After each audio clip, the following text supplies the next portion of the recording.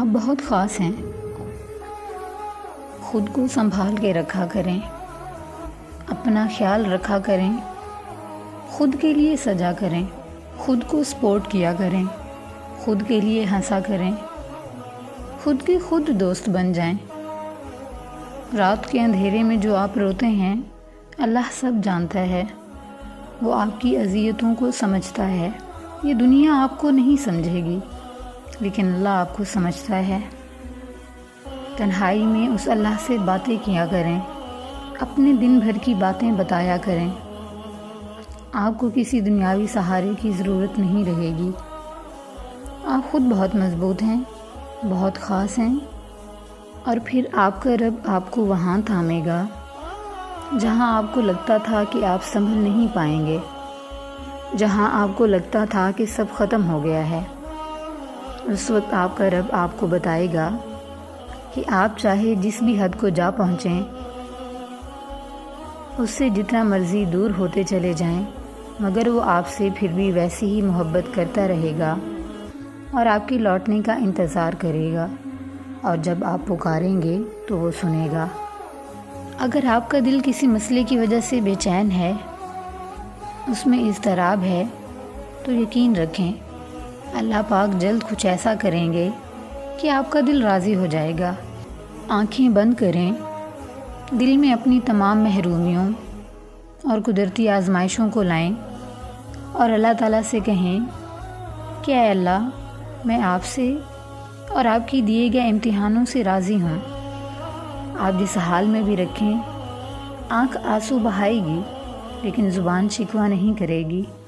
اللہ میں راضی ہوں، آپ بھی مجھ سے راضی ہو جائیں۔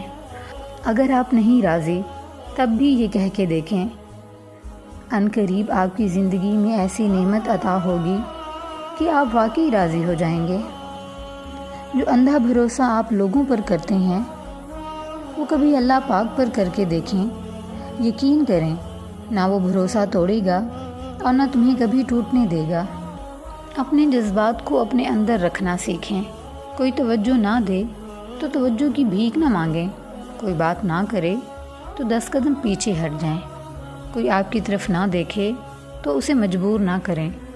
یہ دنیا آپ کے مخلص جذبات آپ کے منہ پر مارنے میں ماہر ہے، اس لیے اپنے آپ کے ساتھ خوش رہنا سیکھیں۔ جب ہم اللہ کی رضا میں راضی ہوتے ہیں، تب اللہ پوری کائنات کو ہمیں راضی کرنے میں لگا دیتے ہیں۔ اس لیے چھوڑ دیں سوچنا، پریشان ہونا۔ معاملات آپ کی دسترس سے باہر ہیں، اللہ کے لیے تو کچھ مشکل نہیں، اس لیے صبر سے انتظار کریں۔ اللہ سے شکوے کر کے اپنے اجر اور صبر کو ضائع نہ کریں۔ بہت جلد آپ کو آپ کے صبر کا اجر ملنے والا ہے انشاءاللہ۔ ساری بات توفیق کی ہوتی ہے۔ جب اللہ تعالیٰ ناراض ہوتا ہے تو سجدے کی توفیق بھی چھین لی جاتی ہے، فرض نمازیں بھی ادا نہیں ہو پاتی، اور جب وہ راضی ہو جائے تو آدھی رات کو جگا کر اپنے حضور کھڑا کر لیتا ہے۔ اللہ جانتا ہے آپ تھک گئے ہیں، صبر کو پکڑیں۔ جب اللہ کسی چیز میں تاخیر کرتا ہے تو اس کے پاس آپ کے لیے بہتر منصوبہ ہوتا ہے۔ آپ کی دعاؤں کا جواب انتہائی خوبصورت انداز میں دیا جائے گا، آپ کو سب کچھ مل جائے گا انشاءاللہ۔ وہ آپ کی روتی ہوئی آنکھوں کو یوں ٹھنڈا کر دے گا جیسے اس نے یعقوب کی آنکھوں کو ٹھنڈا کر دیا تھا۔ وہ آپ تک ہر کھوئی ہوئی چیز بھی یوں واپس لے آئے گا جیسے وہ اندھے کنویں سے یوسف کو نکال کر یعقوب تک لے آیا تھا۔